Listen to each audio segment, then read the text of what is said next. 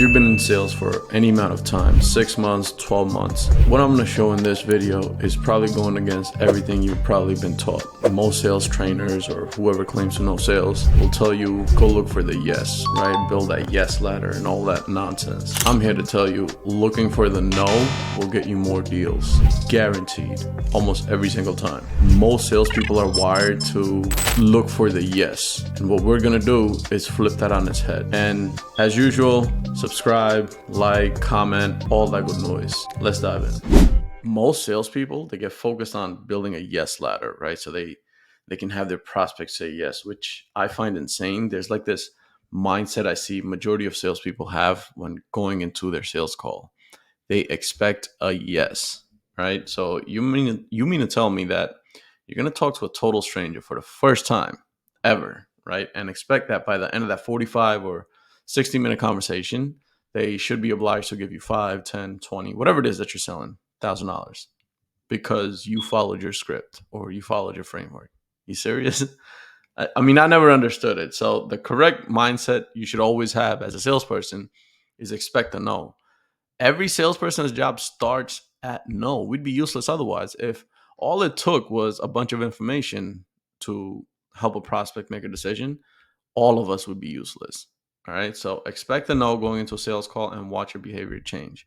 All right. And this is probably contrary to what you're used to hearing most sales trainers and coaches or whoever. They will tell you, look for the yes, you have to please the customer, whatever. And we flip that on its head, right? If you look for reasons as to why your prospect should not purchase, right, having a genuine conversation with them, give them ways out, it'll ultimately lead them to buy. So always push back and give them ways out of buying and creating some internal pressure. So a quick side note on internal versus external pressure. External pressure is me telling you, you should do this, or you should do XYZ. Internal pressure is me wanting to do this or me wanting to do XYZ. All right. Our goal is to create internal pressure, them wanting to do this. So, one of the mental models that I've used and I've trained salespeople to use as well, actually, all our teams use this exact model. Look at your sales call process almost like a hotel corridor, right? And your job is to walk your prospect down that corridor to the other end, and that's the sale, right? Now, in the corridor, there's a bunch of doors on both sides. These are your future objections, right? What we want to do during the sales call process is open these doors for the prospects. So all objections that you guys, if you're in sales, you probably get, I want to think about it. I have to talk to my wife. I don't have enough money. I don't know if this is for me or it's not the right time, whatever it might be. It doesn't matter. All those or majority of those can be avoided during a conversation if you just let the prospect the way out, right? So you want to open these doors for them. And our goal is to invite your prospects to close these doors, right? Why are you doing this now? Why not 6 months ago? Why not just wait another 6 months? Oh, because waiting is not going to help me out, or waiting is not a good idea. Whatever they say, their reasoning is of having this conversation now. Now they can't tell you, oh, I'm going to do this in 6 months at the end of the call, right? You can give them, and I'm going to go over some of the other whys too, but there's plenty ways out you should be giving your prospect.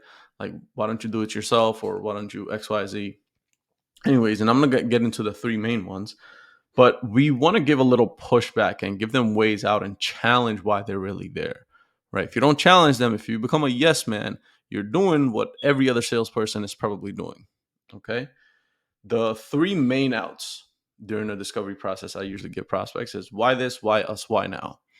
So why this is what makes you feel like this would get you the results you're looking for, rather than maybe doing it yourself or XYZ approach, which is like the logical approach. Why do you feel like this is going to get you what it is that you're looking for? Remember, in a sale, there's two sales being made. Number one, your approach. Number two, yourself, your company, all that good stuff. Next, you want to ask them why us, right? And there's the trust factor on you or your company or whatever that you're selling. What makes you feel like we're the right company for you to be working with instead of XYZ competitor, right? And the way they're wired, most human beings, myself included, were wired is when we're given a little pushback, naturally we're going to give you pushback as well. So what makes you feel like we're the right fit company? Most prospects will give you positive reasoning. They won't tell you, I don't think you're the right company, because then there'd be an idiot jumping on a call with you, right? They will give you positive reasoning as to why they're there, why they feel like you're a good company. And again, this is to your advantage. And then why now, right? We want to eliminate the time objection. I want to think about it, all that. Um, how come not just continue doing what you're currently doing for another 6 months? Why don't we touch base in, July or December? Why are we having this conversation now? Again, they're going to justify why they jumped on the call now rather than 6 months from now. They're going to give you positive reasonings as to why they're having this conversation with you now instead of 6 months from now, 10 months from now. Now, if you've got a qualified prospects, they'll give you justifications to all the 3 outs and any other outs that you add into the equation. If at any point your prospect ends up wanting to leave, why are you doing this now? You're right. I don't think I should be doing this for another 6 months.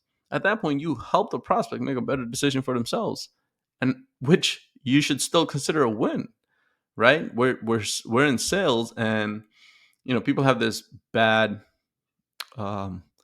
taste in their mouth when it comes to sales. We're here to serve people. We're here to help them make better decisions. We're here to help them make decisions that gets them closer to whatever it is that they're looking for.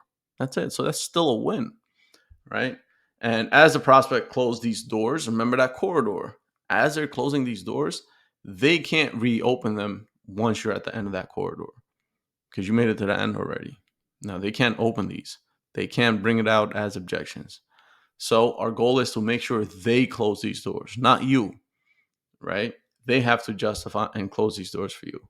And that's it for this one. Again, like, subscribe, comment, share, all the good noise. And I'll see you on the next one. Peace.